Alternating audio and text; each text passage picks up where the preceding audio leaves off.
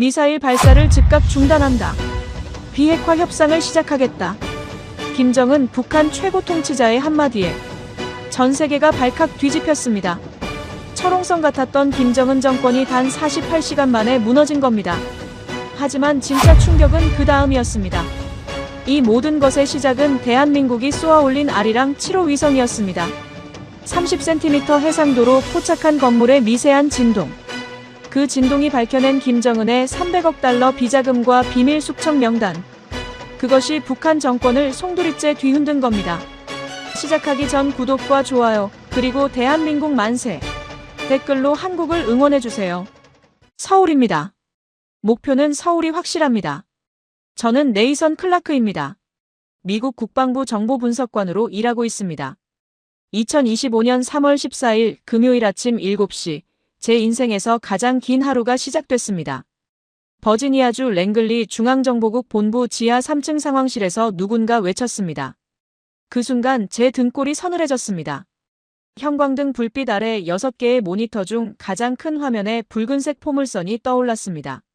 북한 함경북도 무수달리에서 발사될 미사일의 예상 궤적이었죠. 제 손에 든 커피잔에서 김이 피어올랐지만 마실 생각조차 나지 않았습니다.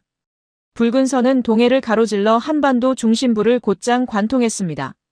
종착점은 서울 용산구 국방부 청사. 1000만 명이 사는 도시 한가운데였습니다. 시뮬레이션 신뢰도 98%. 탄두 중량 추정치 600kg.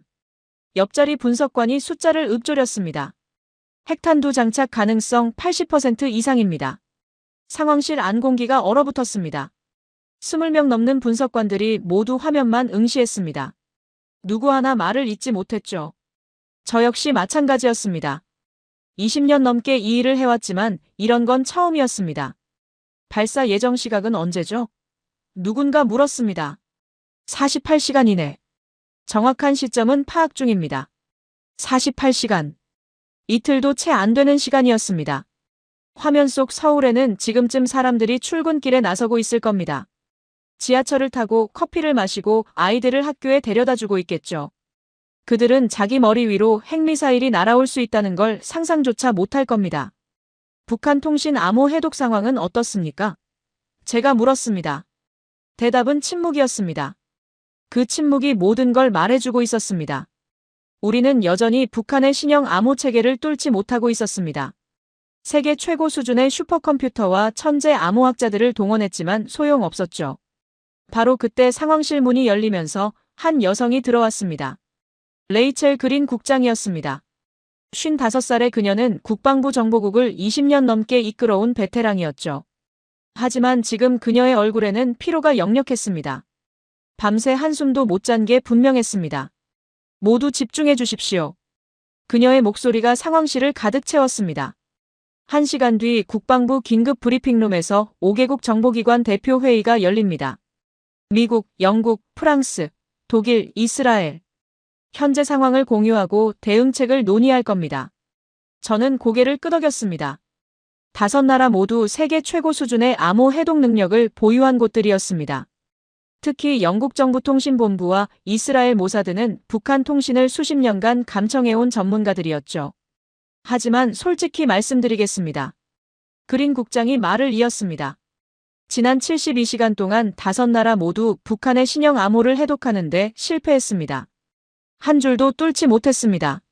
상황실에 다시 침묵이 흘렀습니다.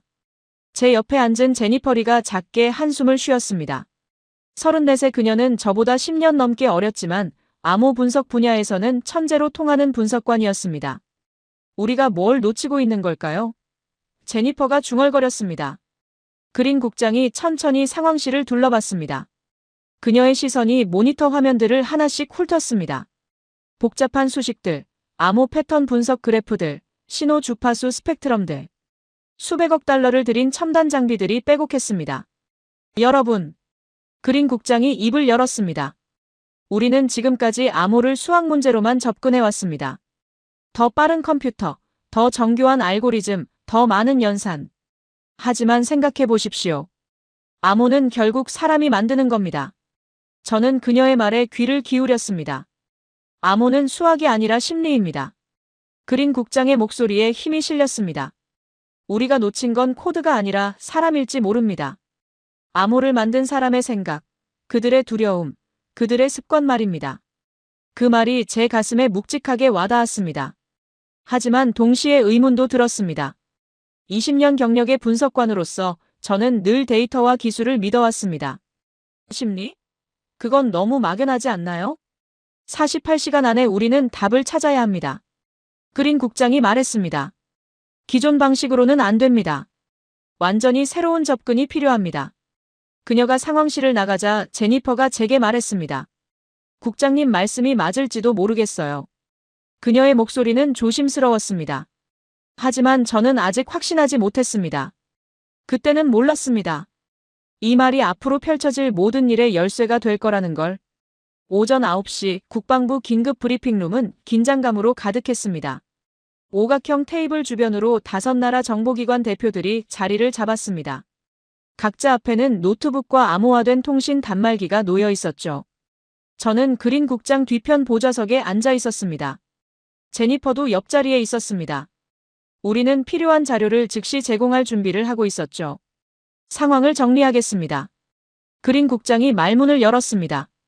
북한은 3일 전부터 새로운 암호 체계를 사용하기 시작했습니다. 기존 패턴과 완전히 다릅니다. 우리가 보유한 모든 암호 해독 프로그램이 무용지물이 됐습니다. 영국 정부 통신본부 책임자 사라 윌슨이 고개를 끄덕였습니다. 48살의 그녀는 냉정한 표정이었습니다. 저희도 마찬가지입니다. 지난 48시간 동안 슈퍼컴퓨터 세대를 풀가동했지만 한 글자도 해독하지 못했습니다. 프랑스 대표가 한숨을 쉬었습니다. 이건 단순한 암호 변경이 아닙니다. 완전히 새로운 구조입니다. 마치 처음부터 우리의 해독 방식을 연구해서 만든 것 같습니다. 그 말에 모두가 침묵했습니다. 북한이 우리의 암호 해독 기술을 역분석했다는 뜻이었습니다. 상상하기 싫었지만 가능성은 충분했죠. 이스라엘 모사드 대표가 입을 열었습니다. 우리는 지난 20년간 북한 통신망을 감청해왔습니다. 하지만 이번 암호는 다릅니다. 물리적 계층부터 암호화돼 있습니다. 전파 신호 자체를 조작한 겁니다. 저는 그 말을 들으며 등골이 서늘해졌습니다. 물리적 계층 암호화. 그건 전파의 주파수나 위상을 이용해 정보를 숨기는 기술이었습니다. 일반적인 암호 해독 방식으로는 접근조차 할 수 없었죠. 시간이 없습니다. 독일 연방정보국 대표가 말했습니다. 48시간 안에 발사 명령이 내려질 겁니다. 우리는 그 명령을 가로채서 해독해야 합니다. 그래야 발사를 막을 수 있습니다. 그린 국장이 천천히 고개를 저었습니다. 발사 명령만으로는 부족합니다. 우리는 더 많은 걸 알아야 합니다. 왜 지금인지, 누가 명령하는지, 내부의 반대 세력은 없는지. 그럼 어떻게 하자는 겁니까? 사라 윌슨이 물었습니다. 그녀의 목소리에는 회의가 묻어났습니다. 그때 제니퍼가 작은 목소리로 제게 속삭였습니다. 클라크 선배님, 한 가지 생각이 있는데요. 저는 그녀를 돌아봤습니다. 제니퍼의 눈빛이 진지했습니다. 한국입니다. 그녀가 말했습니다. 우리가 놓치고 있는 게 한국이에요. 무슨 뜻이죠? 한국은 북한과 같은 언어를 씁니다. 같은 문화권입니다. 게다가 북한을 70년 넘게 연구해왔죠. 어쩌면 그들이 우리가 보지 못하는 걸 볼 수 있을지 모릅니다. 저는 잠시 생각했습니다. 한국. 사실 저는 한국 정보기관과 직접 협력해 본 적이 없었습니다. 대부분의 정보는 미국을 통해 공유되는 방식이었죠. 직접 접촉은 드물었습니다. 하지만 지금은 달랐습니다. 모든 방법이 막혔습니다. 새로운 시각이 필요했습니다. 바로 그 순간 그린 국장의 휴대전화가 진동했습니다. 그린 국장이 전화를 받았습니다. 얼굴이 순식간에 굳어졌죠. 지금 즉시 확인하겠습니다. 그녀가 전화를 끊고 우리를 돌아봤습니다. 방금 국가안보국에서 연락이 왔습니다. 북한 무수단리 기지에서 미사일 연료 주입이 시작됐습니다. 브리핑룸 안의 공기가 얼어붙었습니다. 연료 주입. 그건 발사 준비의 마지막 단계였습니다. 한번 시작하면 되돌릴 수 없었죠. 사라 윌슨이 자리에서 일어났습니다. 그럼 시간이 더 짧아진 겁니까? 예상 발사 시각이 앞당겨졌습니다. 36시간 후. 그린 국장의 목소리가 떨렸습니다. 내일 밤 9시입니다. 저는 손목시계를 봤습니다. 지금이 오전 9시 30분. 36시간이면 내일 금요일 밤이었습니다. 주말을 앞둔 서울 도심에는 수백만 명이 있을 겁니다. 더 이상 기다릴 수 없습니다. 독일 대표가 말했습니다. 지금 당장 군사적 선택지를 검토해야 합니다. 선제 타격 말입니까? 프랑스 대표가 되물었습니다. 다른 방법이 있습니까? 브리핑룸이 술렁거리기 시작했습니다. 선제 타격. 북한 미사일 기지를 먼저 공격한다는 뜻이었습니다. 하지만 그건 전면전을 의미했습니다. 휴전선 너머에는 수천 문의 장사정포가 서울을 겨냥하고 있었죠. 그린 국장이 손을 들어 조용히 하라는 신호를 보냈습니다. 군사 옵션은 최후의 수단입니다. 우리는 여전히 정보전으로 해결해야 합니다. 하지만 방법이 없지 않습니까? 사라 윌슨이 날카롭게 물었습니다. 우리 5나라가 모두 실패했습니다. 세계 최고의 암호학자들이 손을 들었습니다. 도대체 누가 이걸 풀 수 있다는 겁니까? 그때 제니퍼가 자리에서 일어났습니다. 젊은 분석관이 5개국 정보기관 대표들 앞에서 발언하는 건 이례적인 일이었습니다. 하지만 그녀는 주저하지 않았습니다. 한국입니다. 제니퍼의 목소리가 브리핑룸에 울렸습니다. 한국 국가정보원과 협력해야 합니다. 모든 시선이 그녀에게 쏠렸습니다. 사라 윌슨이 미간을 찌푸렸습니다. 한국이요? 그들의 기술 수준이 우리와 비슷하다고 생각하십니까? 기술이 아닙니다. 제니퍼가 대답했습니다. 관점입니다. 한국은 북한을 우리와 다르게 봅니다. 같은 민족이었고 같은 언어를 쓰고 분단 이전의 역사를 공유합니다. 우리가 놓치는 문화적 맥락을 그들은 이해할 수 있습니다. 저는 그녀의 말에 고개를 끄덕였습니다. 그린 국장이 아까 한 말이 떠올랐습니다. 암호는 수학이 아니라 심리라고. 그렇다면 북한 사람들의 심리를 가장 잘 아는 건 누구일까요? 그린 국장이 잠시 생각하더니 저를 불렀습니다. 클라크. 예, 국장님. 당신이 서울로 가십시오. 그녀의 눈빛이 제 눈을 똑바로 바라봤습니다. 국가정보원과 직접 접촉해서 협력 방안을 찾으십시오. 시간은 36시간입니다. 제 심장이 쿵 하고 내려앉았습니다. 서울. 지금 핵미사일이 겨냥하고 있는 바로 그곳으로 가라는 겁니까? 지금 즉시 출발합니다. 그린 국장이 덧붙였습니다. 공군 수송기가 대기 중입니다. 브리핑룸을 나서자 제니퍼가 제 뒤를 따라왔습니다. 복도는 분주했습니다. 국방부 직원들이 급하게 오가고 있었죠. 선배님. 제니퍼가 제 팔을 잡았습니다. 정말 괜찮으세요? 저는 걸음을 멈추고 그녀를 돌아봤습니다. 괜찮다는 게 무슨 뜻이죠? 서울이요. 지금 미사일이 겨냥하고 있는 곳이잖아요. 36시간 후면. 그녀의 목소리가 떨렸습니다. 저는 잠시 말을 잃었습니다. 솔직히 두려웠습니다. 하지만 누군가는 가야 했습니다. 다른 선택지가 있나요? 제니퍼가 고개를 저었습니다. 없어요. 하지만 그래도. 저는 그녀의 이름을 불렀습니다. 당신이 한국 협력을 제안했잖아요. 당신 생각이 맞을 수도 있어요. 만약 틀리면요? 그녀가 물었습니다. 만약 한국도 답을 찾지 못하면요? 저는 대답하지 못했습니다. 그 질문이 제 머릿속에도 계속 맴돌고 있었으니까요. 복도 끝에서 한 남자가 다가왔습니다. 공군 대령 계급장을 단 조종사였습니다. 클라크 분석관님이십니까? 그렇습니다. 앤드루스 공군기지에 수송기가 대기 중입니다. 1시간 안에 출발합니다. 서울까지 직항으로 14시간 소요됩니다. 14시간. 서울에 도착하면 22시간밖에 남지 않는다는 뜻이었습니다. 과연 그 시간 안에 뭔가 할 수 있을까요? 짐은 필요 없습니다. 대령이 말했습니다. 현지에서 모든 게 준비될 겁니다. 저는 고개를 끄덕였습니다. 사무실로 돌아가 노트북과 보안 태블릿만 챙겼습니다. 20년간 쌓아온 북한 관련 자료들이 모두 들어있었죠. 사무실 책상 위에는 가족 사진이 놓여 있었습니다. 아내 수잔과 16살 딸 엠마. 작년 여름 휴가 때 옐로스톤에서 찍은 사진이었습니다. 저는 그 사진을 한참 바라봤습니다. 만약 제가 돌아오지 못한다면, 만약 서울에서 미사일이 발사된다면, 휴대전화가 울렸습니다. 아내였습니다. 저는 잠시 망설이다 전화를 받았습니다. 여보. 수잔의 목소리가 들렸습니다. 뉴스 봤어요. 북한이. 알아요. 저는 최대한 침착하게 말했습니다. 지금 좀 급한 출장이 있어요. 어디로요? 저는 대답하지 못했습니다. 거짓말을 하고 싶지 않았지만 진실을 말할 수도 없었습니다. 서울이죠?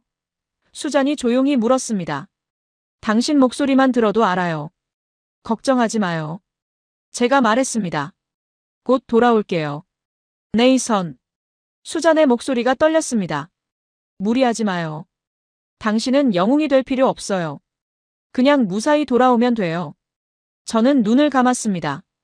약속할게요. 전화를 끊고 나서 저는 한참을 그 자리에 서 있었습니다. 정말 이게 맞는 선택일까요? 20년 경력의 분석관이라지만 저는 현장 요원이 아니었습니다. 책상 앞에서 데이터를 분석하는 게 제 일이었죠. 그런 제가 지금 전쟁 직전의 도시로 날아간다니. 하지만 다른 방법이 없었습니다.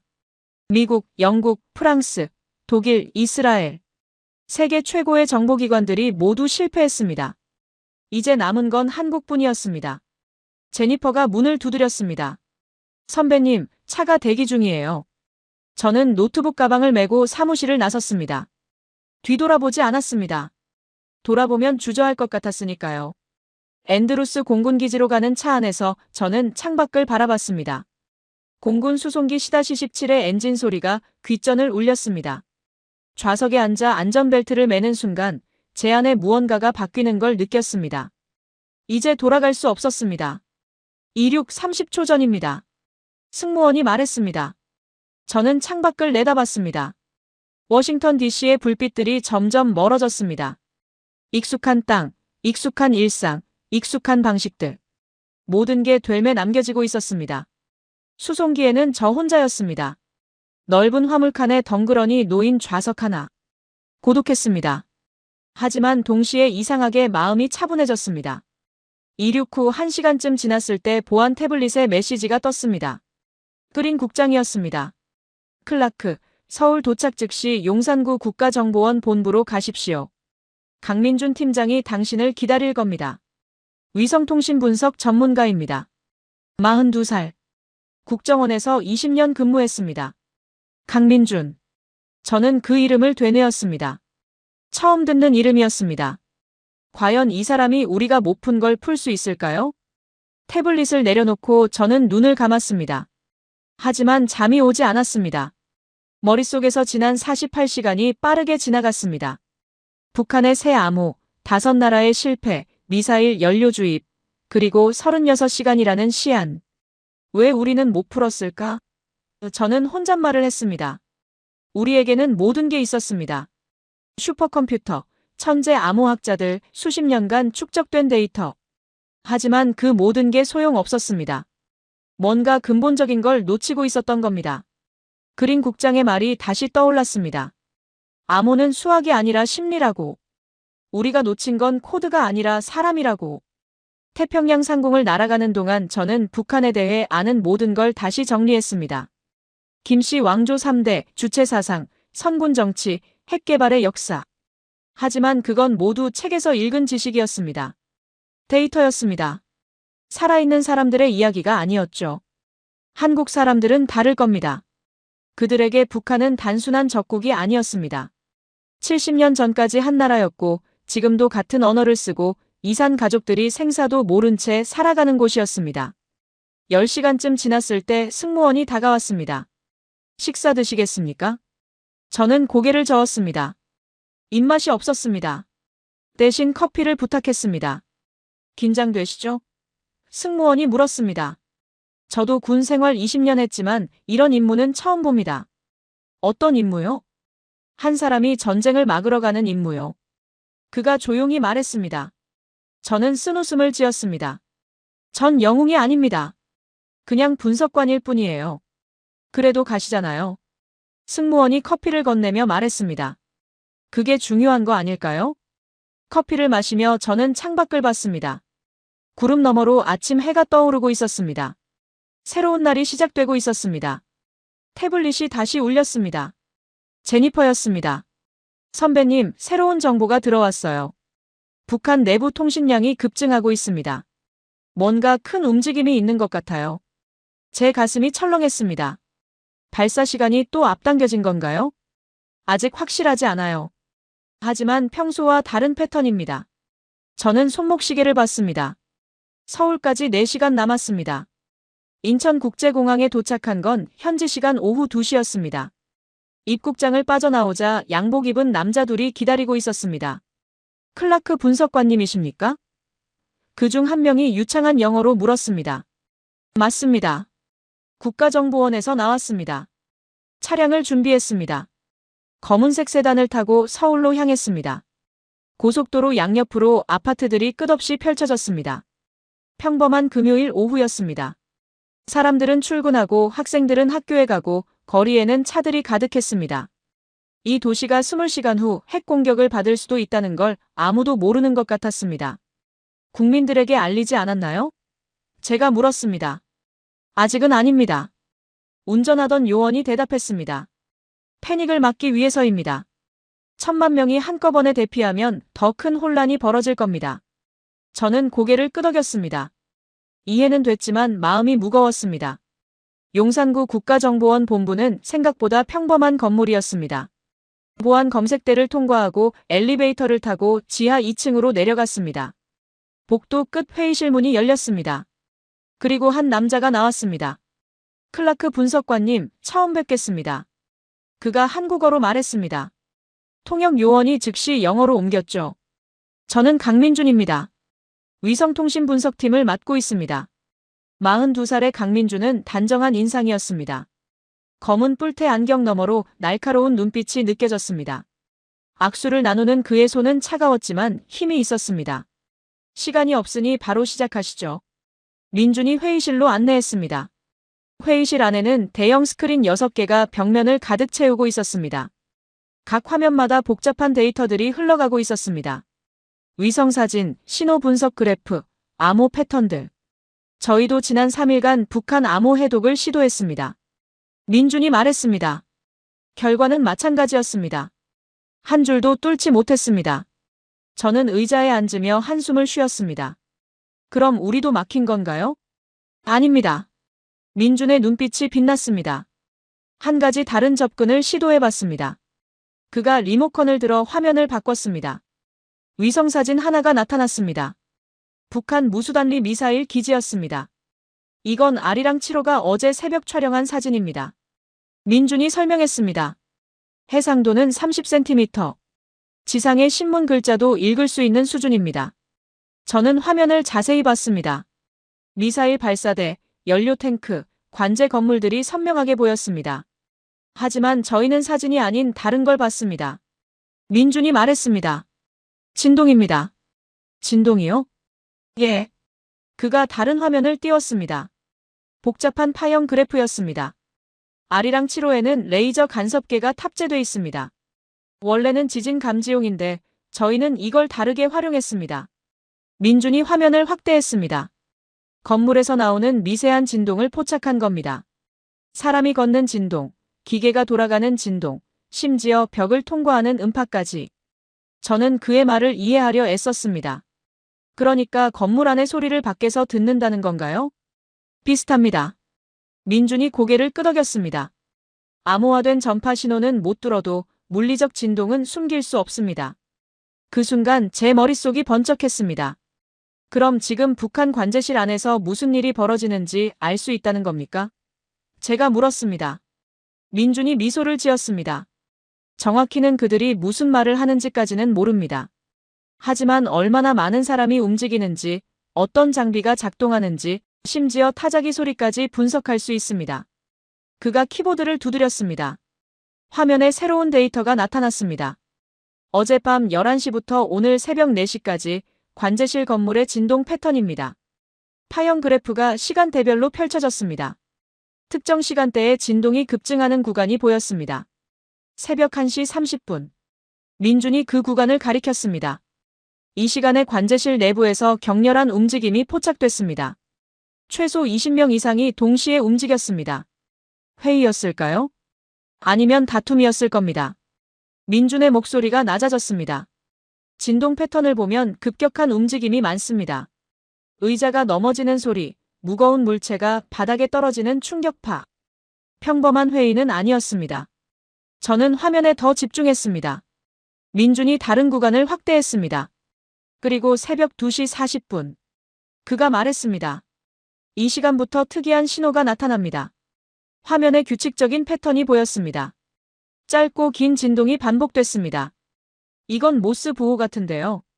제가 말했습니다. 맞습니다. 민준이 고개를 끄덕였습니다. 구식 타자기 소리입니다. 요즘은 컴퓨터를 쓰는데 왜 갑자기 타자기를 쓸까요? 저는 잠시 생각했습니다. 해킹을 피하려고요. 컴퓨터는 네트워크로 연결되니까 해킹 위험이 있지만 타자기는 완전히 독립적이니까. 정확합니다. 민준이 말했습니다.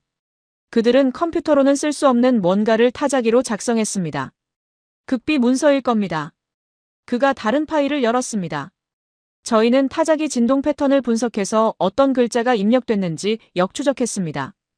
타자기 자판마다 미세하게 다른 진동을 만들거든요. 화면에 한글 문자들이 나타나기 시작했습니다. 완전한 문장은 아니었지만 단어 몇 개가 선명했습니다. 비자금. 저는 그 단어를 읽었습니다. 최고 존엄. 스위스. 민준이 저를 똑바로 봤습니다. 이건 단순한 미사일 발사 명령이 아닙니다. 뭔가 더 큰 게 숨어 있습니다. 저는 의자에 기대며 생각에 잠겼습니다. 비자금. 김정은의 비밀 자금을 말하는 걸까요? 그게 미사일 발사와 무슨 관계가 있을까요? 더 있습니다. 민준이 다음 화면을 띄웠습니다. 오늘 오전 9시부터 정오까지 포착된 진동입니다. 새로운 패턴이 나타났습니다. 이번에는 더 복잡했습니다. 숙청 명단. 민준이 화면의 단어들을 읽었습니다. 군부. 반대파. 제거. 제 등골이 서늘해졌습니다.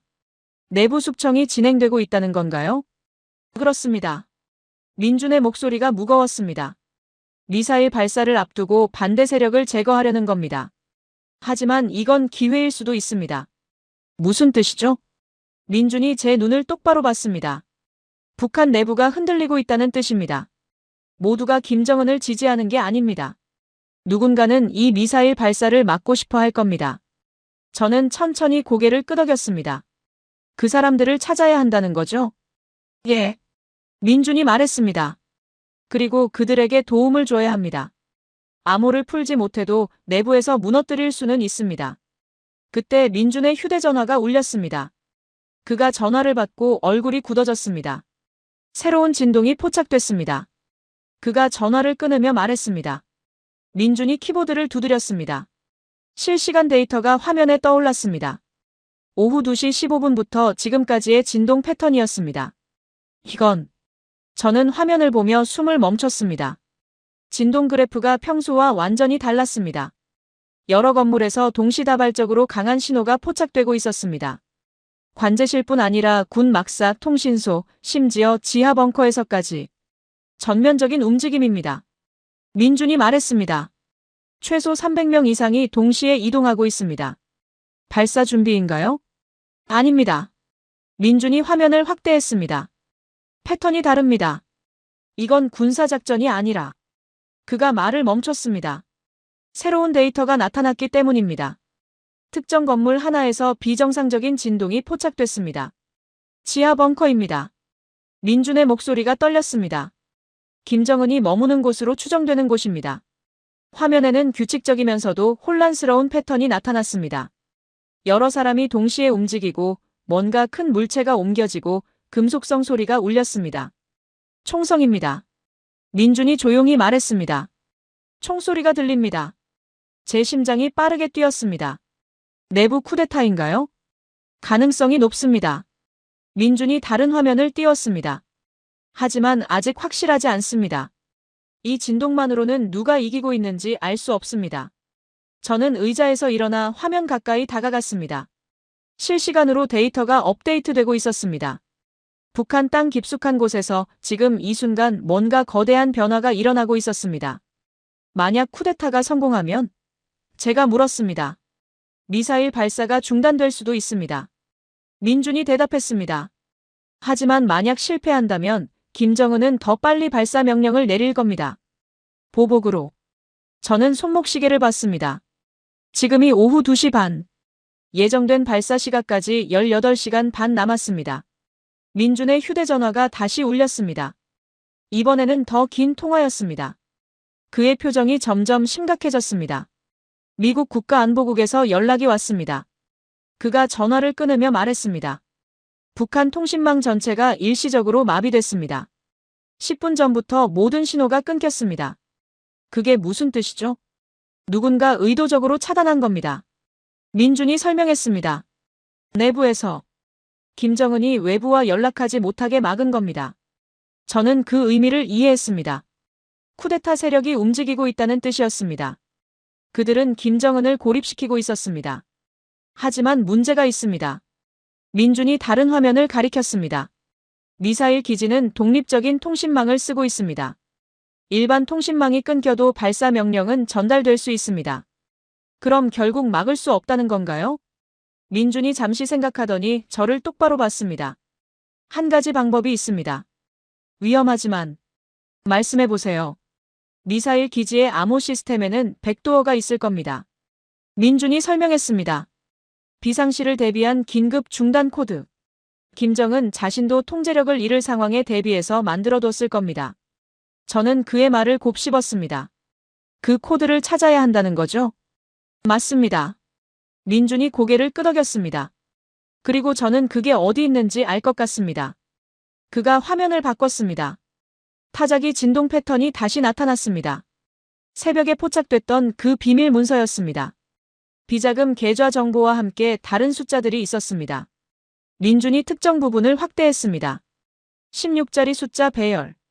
처음에는 계좌번호인 줄 알았는데 패턴이 다릅니다. 화면에 숫자들이 떠올랐습니다. 규칙적이면서도 복잡한 배열이었습니다. 이게 긴급 중단 코드일 수 있습니다. 민준이 말했습니다. 김정은이 유사시에 대비해 기록해둔 것. 제 가슴이 뛰었습니다. 확실합니까? 아닙니다. 민준이 솔직하게 대답했습니다. 하지만 시도해볼 가치는 있습니다. 지금 우리에게 다른 선택지가 없습니다. 저는 그 숫자들을 바라봤습니다. 민준이 숫자 배열을 프린트했습니다. 하지만 그 순간 회의실 문이 벌컥 열렸습니다. 국정원 직원 한 명이 숨을 헐떡이며 들어왔습니다. 팀장님, 긴급 상황입니다. 그가 급하게 말했습니다. 북한 통신이 다시 복구됐습니다. 그런데 뭐죠? 민준이 물었습니다. 김정은의 음성이 포착됐습니다. 발사 명령을 내리고 있습니다. 제 온몸이 얼어붙었습니다. 지금 당장이요? 예정 시각을 앞당겼습니다. 직원이 태블릿을 건넸습니다. 오늘 밤 11시. 8시간 후입니다. 민준이 태블릿을 보더니 얼굴이 하얗게 질렸습니다. 쿠데타가 실패한 겁니다. 김정은이 살아남았어요. 저는 벽에 기대며 깊은 숨을 들이마셨습니다. 8시간. 서울에 남은 시간은 고작 8시간 뿐이었습니다. 중단 코드를 지금 당장 써야 합니다. 제가 말했습니다. 하지만 확실하지 않습니다. 민준이 머뭇거렸습니다. 만약 틀린 코드라면 북한이 우리가 감청하고 있다는 걸 알게 됩니다. 그럼 더 빨리 발사할 수도 있어요. 저는 그의 말이 맞다는 걸 알았습니다. 하지만 다른 방법이 없었습니다. 리스크를 감수해야 합니다. 제가 말했습니다. 지금 안 하면 기회가 없어요. 민준이 잠시 고민하더니 고개를 끄덕였습니다. 알겠습니다. 하지만 이 코드를 어떻게 미사일 기지로 전송할 건가요?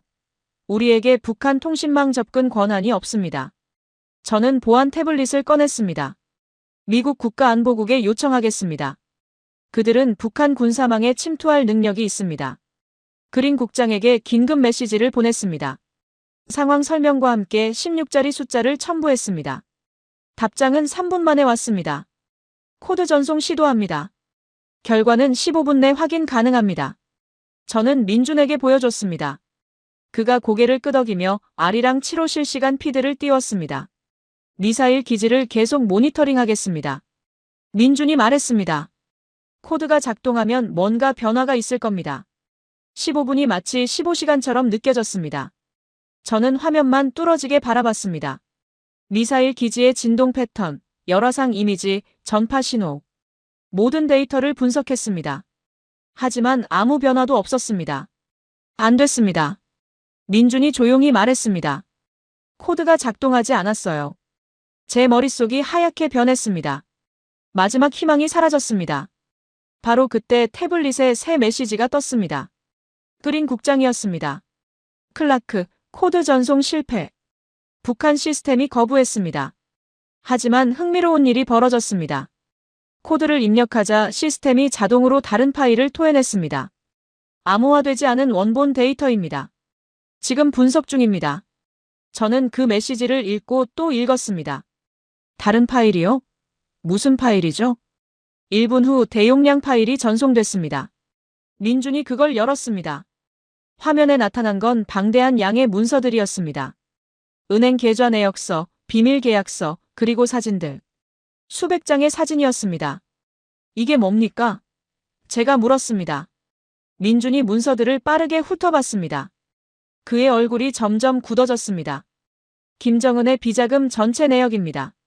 민준이 떨리는 목소리로 말했습니다. 스위스, 룩셈부르크, 케이맨 제도.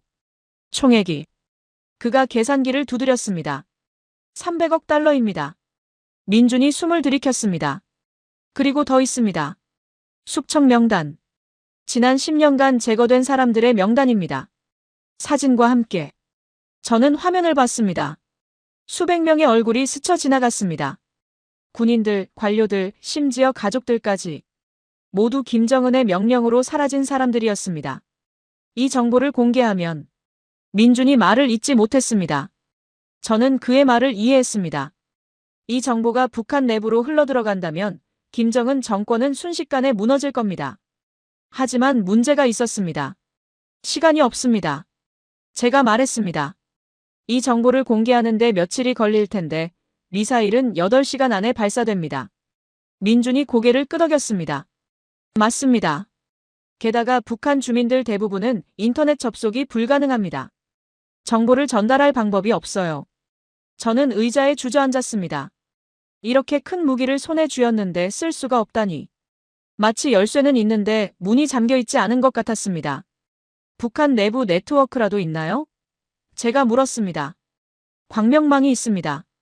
민준이 대답했습니다. 북한 내부 인트라넷이죠. 하지만 외부에서는 접근할 수 없습니다. 물리적으로 완전히 차단돼 있어요. 저는 머리를 감싸 쥐었습니다. 모든 게 막혀 있었습니다. 암호는 못 풀었고 중단 코드는 작동하지 않았고 결정적인 정보는 있는데 전달할 방법이 없었습니다. 그때 민준의 직원이 다시 들어왔습니다. 이번에는 얼굴이 더 창백했습니다. 미사일 기지에서 최종 점검이 시작됐습니다. 그가 보고했습니다. 발사대가 수직으로 세워졌습니다. 민준이 위성 영상을 띄웠습니다. 거대한 미사일이 하늘을 향해 서 있었습니다. 주변으로 기술자들이 분주하게 움직였습니다. 6시간 남았습니다. 민준이 조용히 말했습니다. 저는 창밖을 바라봤습니다. 해가 저물고 있었습니다. 서울 시내에는 불빛이 하나둘씩 켜지기 시작했습니다. 평범한 금요일 저녁이었습니다. 사람들은 퇴근하고 저녁을 먹고 주말 계획을 세우고 있을 겁니다. 그들은 모릅니다. 6시간 후 이 도시가 사라질 수도 있다는 걸. 제 휴대전화가 울렸습니다. 아내 수잔이었습니다. 저는 전화를 받지 못했습니다. 뭐라고 말해야 할지 몰랐으니까요. 클라크 씨. 민준이 제 어깨에 손을 얹었습니다. 우리가 할 수 있는 건 다 했습니다. 이제는 포기하자는 건가요? 제가 날카롭게 물었습니다. 아닙니다. 민준이 고개를 저었습니다. 하지만 현실을 인정해야 합니다. 우리 손에 쥔 카드로는 이길 수 없어요. 저는 다시 화면을 봤습니다. 비자금 내역서, 숙청 명단, 사진들. 이 모든 게 무용지물이라니. 보안 태블릿이 울렸습니다. 그린 국장이었습니다. 클라크, 대피 명령이 내려졌습니다. 주한 미군 가족들 전원 철수합니다. 당신도 지금 당장 공항으로 가세요. 마지막 수송기가 1시간 후 출발합니다. 저는 메시지를 읽고 민준을 봤습니다. 미국이 철수한답니다. 민준이 쓴웃음을 지었습니다. 당연하죠. 자국민 보호가 우선이니까요. 당신은요? 제가 물었습니다. 당신도 대피하지 않나요? 나갈 곳이 없습니다. 민준이 창밖을 바라봤습니다. 여기가 제 집이에요. 제 가족도, 제 친구들도 모두 서울에 있습니다. 저만 떠날 수 없어요. 그의 말에 제 가슴이 먹먹해졌습니다. 저는 떠날 수 있었습니다. 공항으로 가서 비행기를 타면 됐습니다. 안전한 곳으로 돌아갈 수 있었죠. 하지만 민주는 달랐습니다. 그는 끝까지 여기 남을 겁니다. 1,000만 명과 함께. 저는 천천히 고개를 저었습니다. 전 안 갑니다. 뭐라고요? 떠나지 않겠습니다. 제가 분명하게 말했습니다. 아직 끝나지 않았어요. 뭔가 방법이 있을 겁니다. 민준이 저를 바라봤습니다. 그의 눈빛에 뭔가 달라진 게 느껴졌습니다. 그럼 함께 끝까지 가보죠. 민준이 말했습니다. 바로 그 순간 화면에 새로운 경보가 떴습니다. 북한 내부 통신량이 다시 폭증하고 있습니다. 직원이 외쳤습니다. 민준이 급히 화면을 확인했습니다. 진동 패턴 그래프가 비정상적으로 치솟았습니다. 평소의 10배가 넘는 수치였습니다. 뭔가 큰 움직임이 있습니다. 민준이 말했습니다. 여러 지역에서 동시다발적으로. 저는 화면을 들여다봤습니다. 평양, 함흥, 청진, 원산. 북한 주요 도시 전역에서 신호가 포착되고 있었습니다. 이게 무슨 뜻이죠? 제가 물었습니다. 잘 모르겠습니다. 민준이 고개를 저었습니다. 하지만 정상적인 움직임은 아닙니다. 그때 제 태블릿에 메시지가 들어왔습니다. 제니퍼였습니다. 선배님, 미국 정찰 위성이 이상한 걸 포착했어요. 북한 여러 도시에서 사람들이 거리로 나오고 있어요. 수천 명씩. 저는 그 메시지를 민준에게 보여줬습니다. 그의 눈이 커졌습니다. 위성 영상을 띄워보세요. 제가 말했습니다. 민준이 키보드를 두드렸습니다. 미국 정찰 위성의 실시간 피드가 나타났습니다. 평양 김일성 광장이 보였습니다. 광장에 사람들이 모여들고 있었습니다. 100명, 200명, 500명. 숫자가 계속 늘어났습니다. 저들이 뭘 하는 거죠? 제가 물었습니다. 민준이 화면을 확대했습니다. 사람들이 무언가를 들고 있었습니다. 종이였습니다. 전단지 같은 것들이었습니다. 정보가 유출됐습니다. 민준이 숨을 들이켰습니다. 비자금 정보가 북한 내부로 흘러들어간 겁니다. 어떻게요? 우리가 아무것도 안 했는데. 북한 내부 세력입니다. 민준이 말했습니다. 쿠데타가 완전히 실패한 게 아니었어요. 누군가 살아남아서 정보를 퍼뜨린 겁니다. 저는 다른 도시 영상들을 확인했습니다. 함흥, 청진, 원산. 모든 곳에서 같은 일이 벌어지고 있었습니다. 사람들이 거리로 나와 모이고 있었습니다. 하지만 이게 미사일 발사를 막을 수 있을까요? 제가 물었습니다. 민준이 침묵했습니다. 그도 확신하지 못했습니다. 시간은 계속 흘렀습니다. 오후 6시, 7시, 8시. 발사까지 3시간 남았습니다.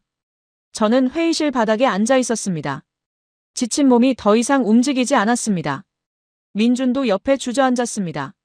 제가 20년간 이 일을 하면서 느낀 건데요. 민준이 조용히 말했습니다.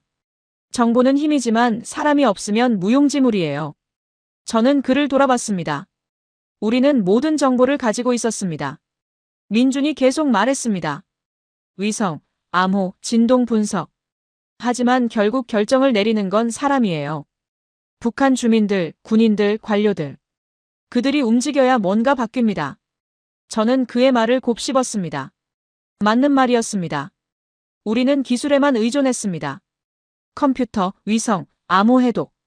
하지만 정작 중요한 건 사람의 마음이었습니다. 선배님. 민준이 저를 불렀습니다. 후회하지 않으세요? 떠날 수 있었는데. 저는 잠시 생각했습니다. 솔직히 두려웠습니다. 죽을지도 모른다는 생각이 계속 들었습니다. 아내와 딸의 얼굴이 자꾸 떠올랐습니다. 하지만 동시에 이상한 평화도 느꼈습니다. 후회 안 합니다. 제가 대답했습니다. 옳은 일을 한 것 같아요. 처음으로. 민준이 희미하게 웃었습니다. 그때 화면에 또 다른 경보가 떴습니다. 이번에는 빨간색이었습니다. 무수단리 미사일 기지입니다. 직원이 다급하게 말했습니다. 발사 카운트다운이 시작됐습니다. 제 심장이 멎는 것 같았습니다. 화면에 카운트다운 숫자가 떴습니다. 1시간 30분. 발사까지 남은 시간이었습니다. 민준이 자리에서 벌떡 일어났습니다. 아직 포기할 때가 아닙니다. 하지만 뭘 할 수 있죠? 제가 물었습니다. 정보를 더 빨리 퍼뜨려야 합니다. 민준이 키보드를 두드리기 시작했습니다. 북한 군부에게 직접 전달해야 해요. 그가 다른 화면을 띄웠습니다. 북한 군 통신망 구조도였습니다. 우리가 중단 코드를 보낼 때 시스템에서 토해낸 파일들. 민준이 말했습니다. 그 안에 군부 고위층 연락망도 있었습니다. 암호화되지 않은 채로. 저는 그 말에 희망을 느꼈습니다. 그럼 그들에게 직접 보낼 수 있다는 건가요? 시도는 해볼 수 있습니다. 민준이 파일을 열었습니다. 하지만 문제가 있어요.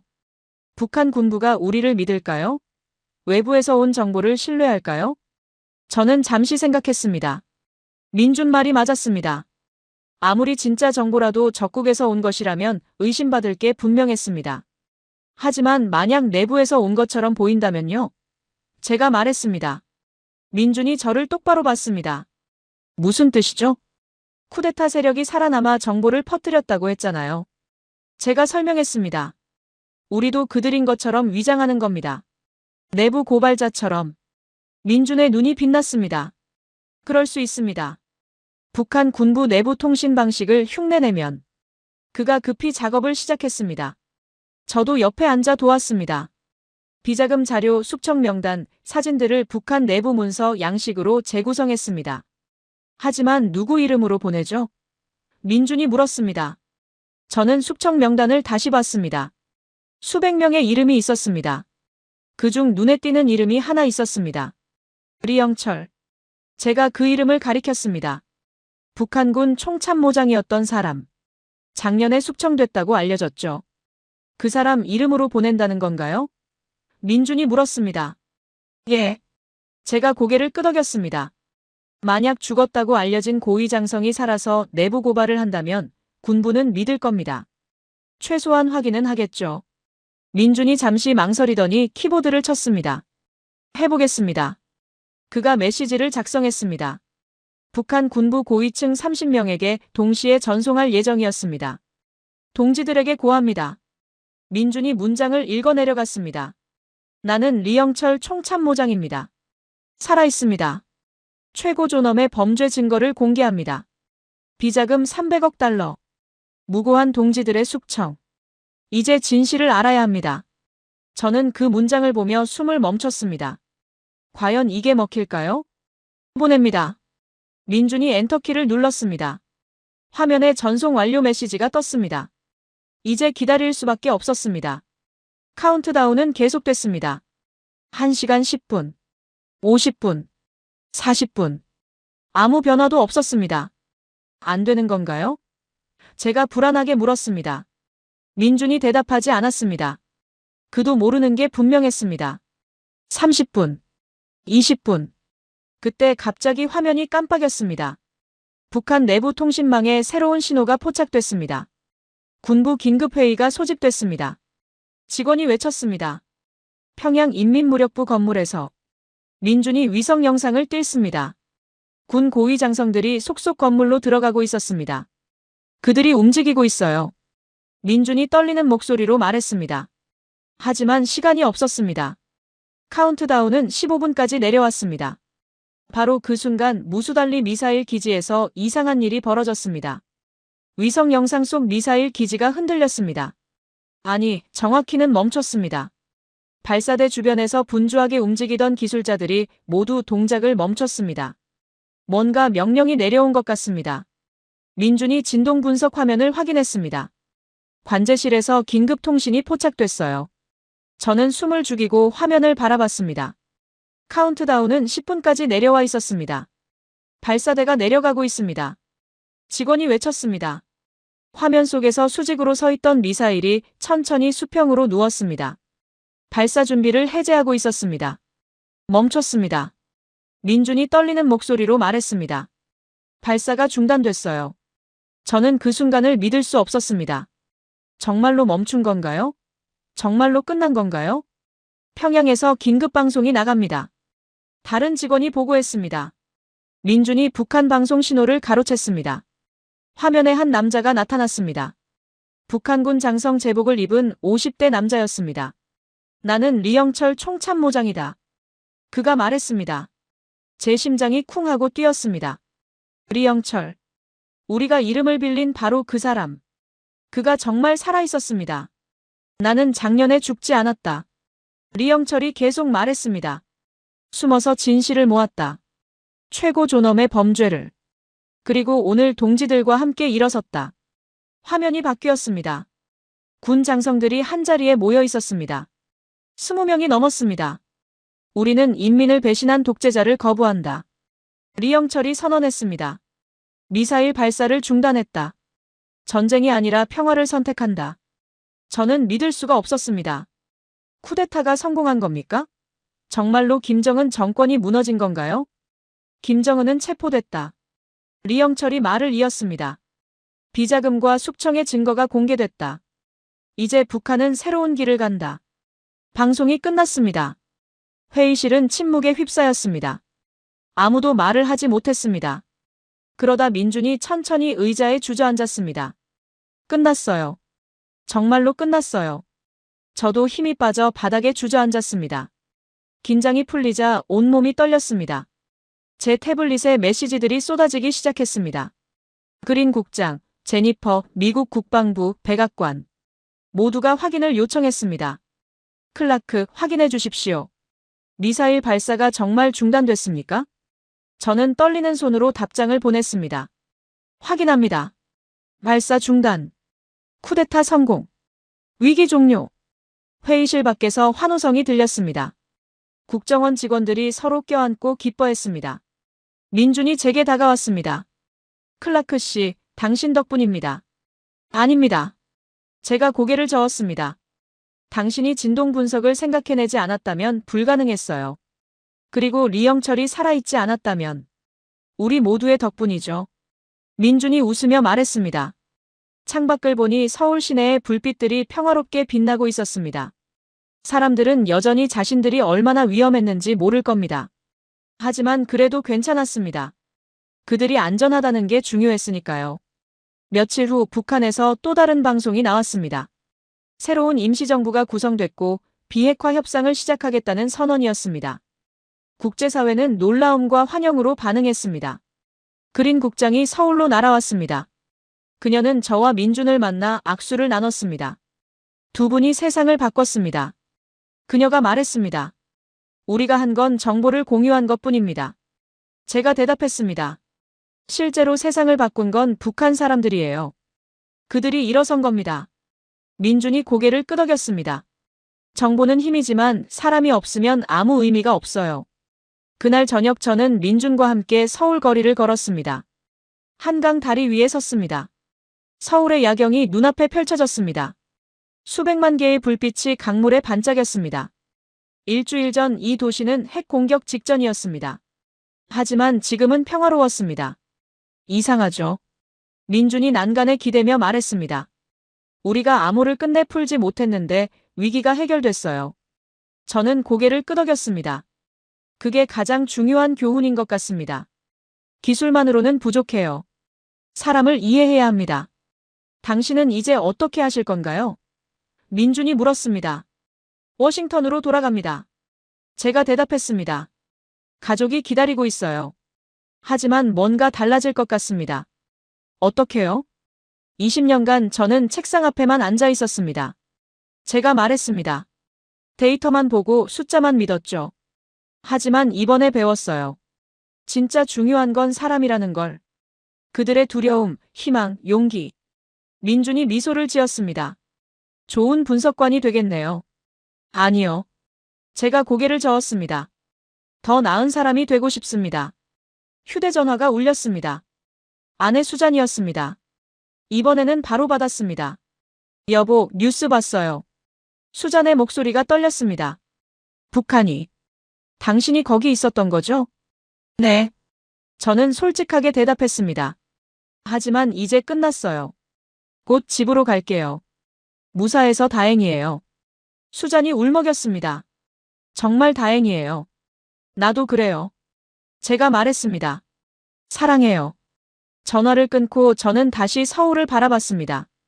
이 도시의 사람들은 대부분 자신들이 얼마나 위험했는지 모를 겁니다. 하지만 그래도 괜찮았습니다. 그들이 평범한 일상을 살 수 있다는 게 중요했으니까요. 클라크 씨. 민준이 저를 불렀습니다. 언젠가 다시 만나게 될까요? 그럴 겁니다. 제가 확신 있게 대답했습니다. 이번에 우리가 만든 건 단순한 협력이 아니에요. 신뢰입니다. 그건 쉽게 사라지지 않아요. 그날 밤 저는 호텔방에서 보고서를 작성했습니다. 지난 사흘간의 모든 일을 기록했습니다. 하지만 마지막 문단에서 손이 멈췄습니다.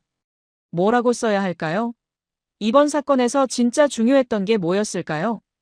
결국 이렇게 썼습니다. 우리는 암호를 풀지 못했습니다.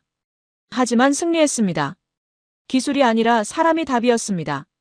한국의 독특한 시각, 북한 내부의 용기 있는 사람들, 그리고 국경을 넘은 신뢰. 이것들이 세상을 바꿨습니다. 앞으로 우리는 이걸 기억해야 합니다. 가장 강력한 무기는 슈퍼컴퓨터가 아니라 서로를 이해하려는 마음입니다. 이틀 후 저는 인천공항에서 워싱턴행 비행기를 탔습니다. 민준이 배웅을 나왔습니다. 우리는 악수 대신 포옹을 나눴습니다. 또 만나요. 민준이 말했습니다.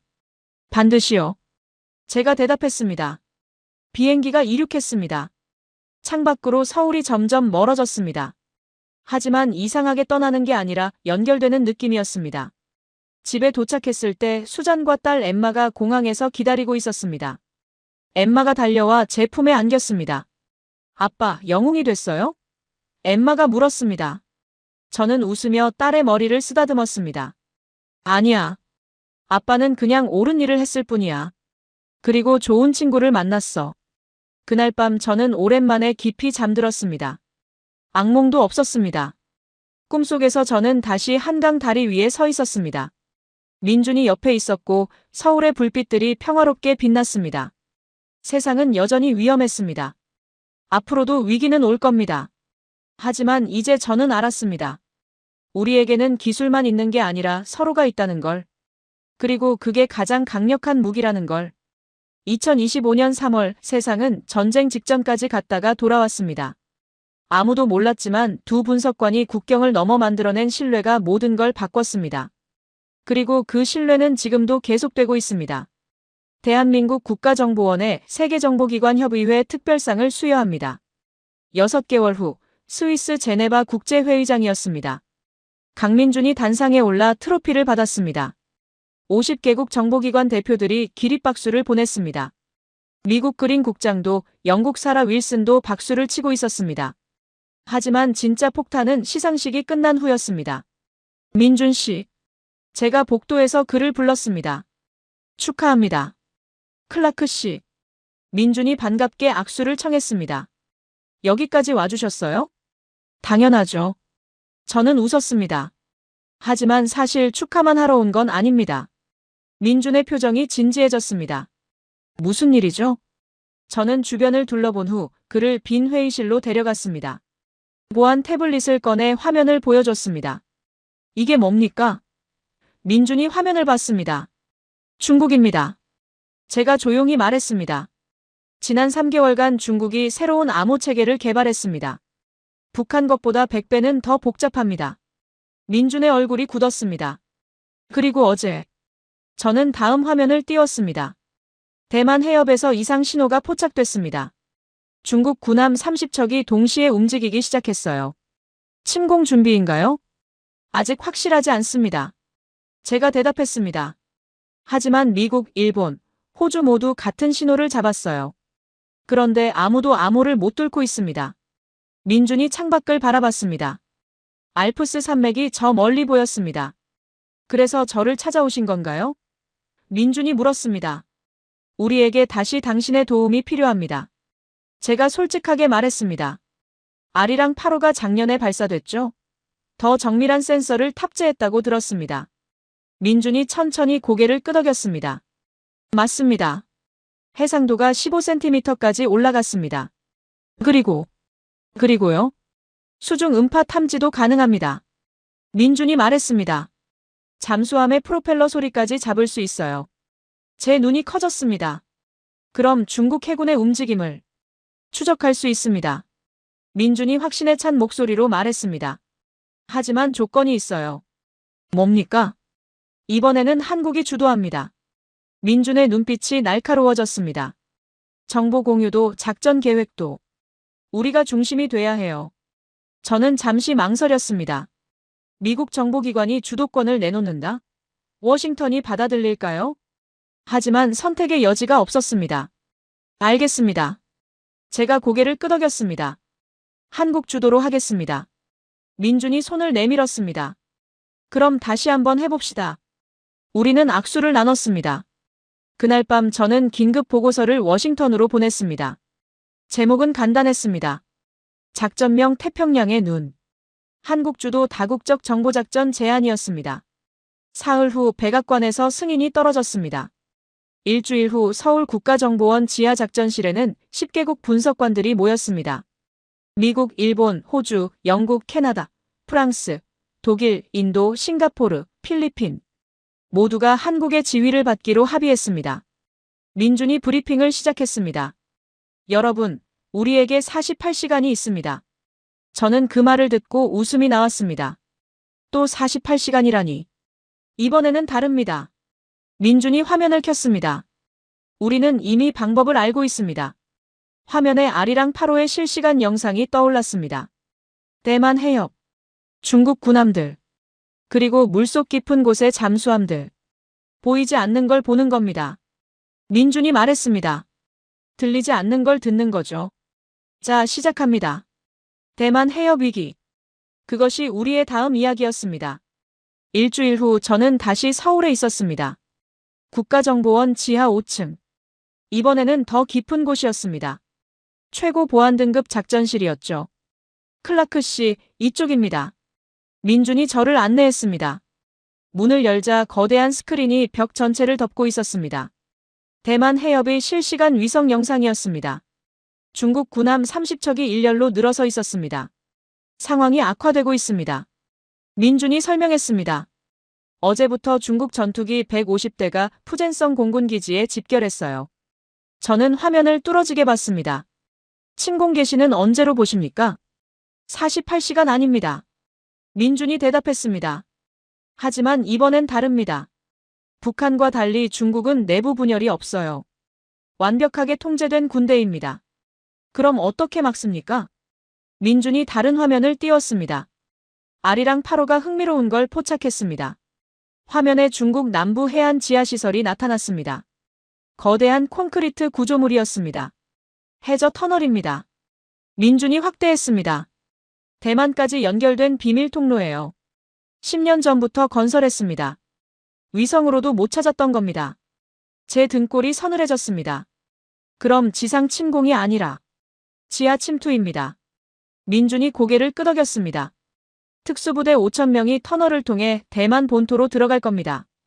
해군과 공군은 눈속임이었어요. 저는 손으로 이마를 짚었습니다. 세상에. 전 세계가 바다만 보고 있었는데. 맞습니다. 민준이 말했습니다. 하지만 우리는 진동을 봤습니다. 터널 안에서 수천 명이 이동하는 진동을요. 그가 다른 데이터를 보여줬습니다. 어제 밤부터 진동이 급증했습니다. 침투가 시작된 겁니다. 대만 정부는 아나요? 모릅니다. 민준이 고개를 저었습니다. 그래서 지금 당장 알려줘야 해요. 바로 그때 작전실문이 열렸습니다. 10개국 분석관들이 들어왔습니다. 일본 방위성 국장, 호주 정보국 부국장, 미국에서는 그린 국장이 직접 왔습니다. 모두 모였습니다. 민준이 브리핑을 시작했습니다. 지금부터 작전명 태평양의 눈을 게시합니다. 화면에 작전 계획이 떠올랐습니다. 1단계. 민준이 설명했습니다. 아리랑 8호로 터널 내부 정밀 스캔. 특수부대 정확한 위치 파악. 2단계. 대만 정부의 정보 전달. 터널 출구 봉쇄 작전 지원. 3단계. 중국 내부 통신 역추적. 작전 지휘부 위치 확인. 일본 국장이 손을 들었습니다. 중국이 우리가 감청하고 있다는 걸 알면 어떻게 하죠? 알게 내버려 둡니다.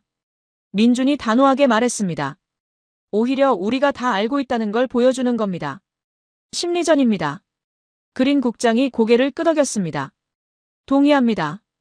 억지력이 필요합니다. 자, 시작하겠습니다. 민준이 선언했습니다. 그 순간부터 작전실은 전쟁터가 됐습니다.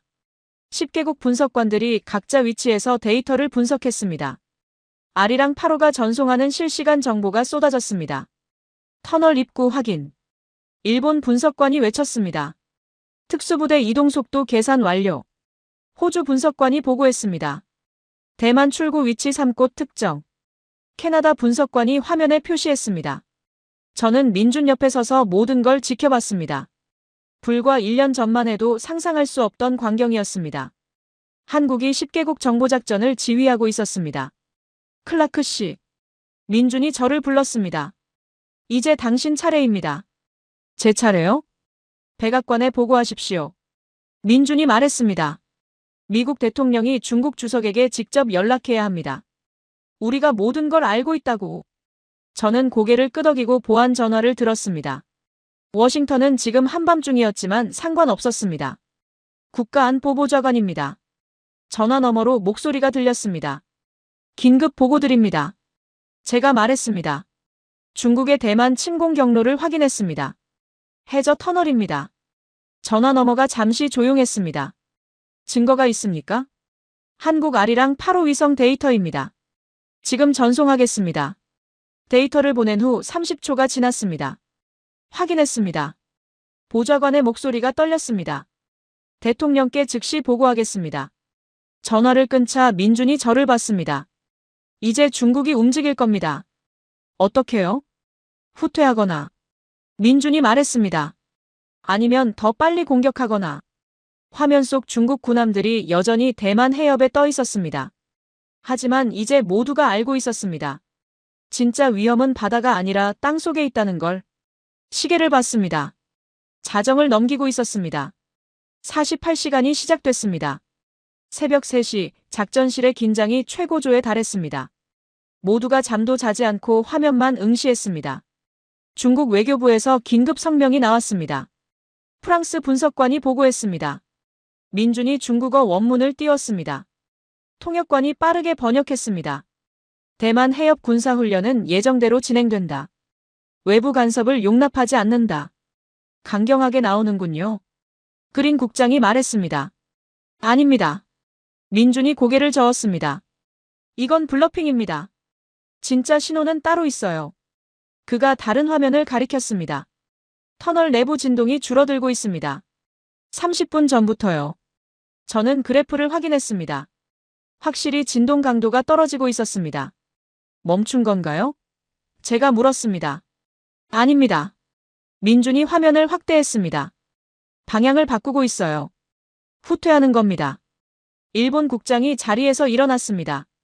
확실합니까? 확실합니다. 민준이 데이터를 보여줬습니다. 특수부대가 터널을 빠져나가고 있어요. 중국 본토 쪽으로. 작전실에 안도의 한숨이 흘렀습니다. 하지만 민준은 표정이 밝지 않았습니다. 뭔가 이상합니다. 그가 중얼거렸습니다. 무엇이요? 제가 물었습니다. 너무 쉽게 물러나요. 민준이 화면을 계속 들여다봤습니다. 중국이 10년을 들여 만든 터널인데 우리가 발견했다고 바로 포기할까요? 저도 그 말에 고개를 끄덕였습니다. 뭔가 석연치 않았습니다. 다른 경로를 찾아보세요. 민준이 팀원들에게 지시했습니다. 아리랑 8호전 해역 스캔. 놓친 게 있을 겁니다. 분석관들이 다시 작업에 매달렸습니다. 10분, 20분, 30분이 지났습니다. 찾았습니다. 싱가포르 분석관이 외쳤습니다.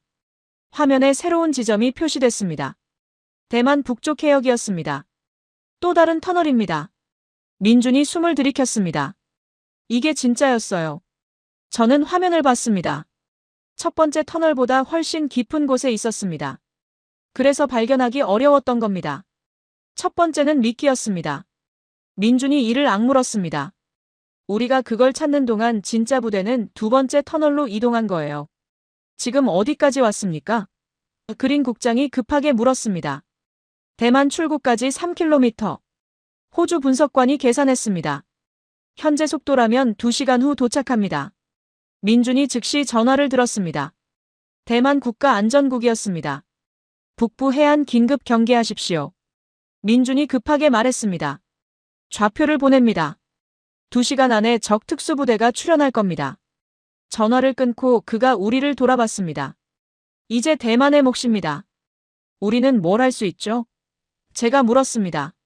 중국 지휘부를 찾아야 합니다. 민준이 말했습니다. 작전을 중단시키려면 머리를 쳐야 해요. 그가 새로운 화면을 띄웠습니다. 중국 내륙 깊숙한 곳이었습니다. 베이징에서 500km 떨어진 산악지대. 민준이 설명했습니다. 군사 지하 벙커가 있습니다. 여기서 작전을 지휘하고 있을 겁니다.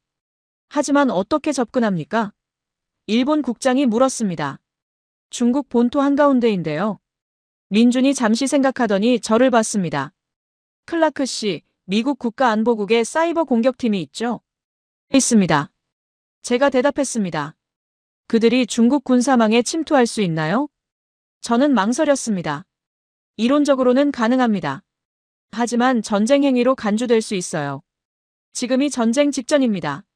민준이 단호하게 말했습니다. 선택하십시오. 사이버 공격이냐, 실제 전쟁이냐. 저는 보안 전화를 들었습니다. 워싱턴 국가안보국으로 연결했습니다. 사이버 작전 승인을 요청합니다. 제가 말했습니다. 목표는 중국 군사 지휘망입니다. 대기하십시오. 전화 너머 목소리가 들렸습니다. 3분이 지났습니다. 가장 긴 3분이었습니다. 승인됐습니다. 목소리가 다시 들렸습니다. 작전명 드래곤 슬레이어. 지금 개시합니다. 민준이 고개를 끄덕였습니다. 좋습니다. 우리는 정확한 좌표를 제공하겠습니다. 아리랑 8호가 중국 벙커를 정밀 스캔했습니다. 통신 안테나 위치, 전력 공급선, 환기구. 모든 약점이 드러났습니다. 데이터 전송 완료. 독일 분석관이 보고했습니다. 이제 기다릴 수밖에 없었습니다. 미국 사이버팀이 중국 군사망을 뚫고 들어가는 동안 대만군은 터널 출구를 포위하고 우리는 모든 걸 지켜보는 것밖에 할 수 없었습니다. 민준이 커피를 마시며 창밖을 봤습니다. 서울의 아침 해가 떠오르고 있었습니다. 클라크 씨. 그가 조용히 말했습니다. 이번엔 북한보다 위험합니다. 알고 있습니다. 제가 대답했습니다. 만약 실패하면 진짜 전쟁이 시작될 겁니다. 그래서 성공해야죠. 민준이 저를 돌아봤습니다. 당신은 왜 이 일을 합니까? 미국 사람이 왜 한국에서 이런 위험을 감수하죠? 저는 잠시 생각했습니다. 1년 전에는 몰랐습니다. 하지만 지금은 알아요. 국경은 지도에만 있어요. 평화는 모두의 것이니까요. 민준이 미소를 지었습니다. 좋은 대답입니다. 바로 그때 화면에 경보가 떴습니다. 미국 사이버팀이 중국 군사망 침투 성공했습니다. 캐나다 분석관이 외쳤습니다. 작전실 전체가 긴장했습니다. 이제 결정적인 순간이었습니다. 그렇게 우리의 이야기는 계속됩니다. 민준이 있고 한국이 있고 평화를 믿는 모든 사람들이 함께니까요. 중국 지휘부 통신이 두절됐습니다. 미국 분석관이 보고했습니다. 화면 속 중국 벙커에서 모든 신호가 사라졌습니다. 사이버 공격이 성공한 겁니다. 지휘부는 이제 터널 속 특수부대와 연락할 수 없었습니다. 대만군이 터널 출구를 봉쇄했습니다. 일본 분석관이 외쳤습니다. 위성 영상에 대만 해병대가 터널 출구를 에워싼 모습이 보였습니다. 장갑차 헬기, 병력 1000명. 완벽한 포위망이었습니다. 민준이 숨을 깊게 들이켰습니다. 이제 중국 특수부대는 선택해야 합니다. 나와서 항복하거나 안에서 굶어 죽거나. 10분이 지났습니다. 20분. 30분. 터널 출구에서 움직임이 포착됩니다. 호주 분석관이 말했습니다. 화면을 확대하자 중국 군인들이 손을 들고 나오기 시작했습니다. 1명, 2명, 10명. 계속 늘어났습니다. 항복하고 있습니다. 민준이 조용히 말했습니다. 작전실에 박수가 터져나왔습니다. 10개국 분석관들이 서로 악수하고 포옹했습니다. 그린 국장이 민준에게 다가와 두 손으로 악수를 청했습니다. 한국이 해냈습니다. 그녀가 말했습니다. 세계가 당신들에게 빚을 졌어요. 민준이 고개를 저었습니다. 우리 모두가 함께한 겁니다. 저는 창밖을 봤습니다. 서울 아침 하늘이 맑았습니다. 평화로웠습니다. 그날 오후 베이징에서 긴급 성명이 발표됐습니다. 중국 국방부 대변인이 카메라 앞에 섰습니다. 대만 해협 군사훈련을 즉각 중단한다. 우발적 충돌을 방지하기 위해 군함을 철수시킨다. 세계 언론이 들끓었습니다. CNN, BBC, NHK 모두가 같은 질문을 했습니다. 왜 중국이 갑자기 물러났을까? 하지만 진실을 아는 사람은 많지 않았습니다. 서울 지하작전실에 있던 사람들만이 알고 있었습니다. 일주일 후 백악관에서 기자회견이 열렸습니다. 미국 대통령이 직접 나섰습니다. 대만 해협 위기는 평화적으로 해결됐습니다. 이는 국제공조의 승리입니다.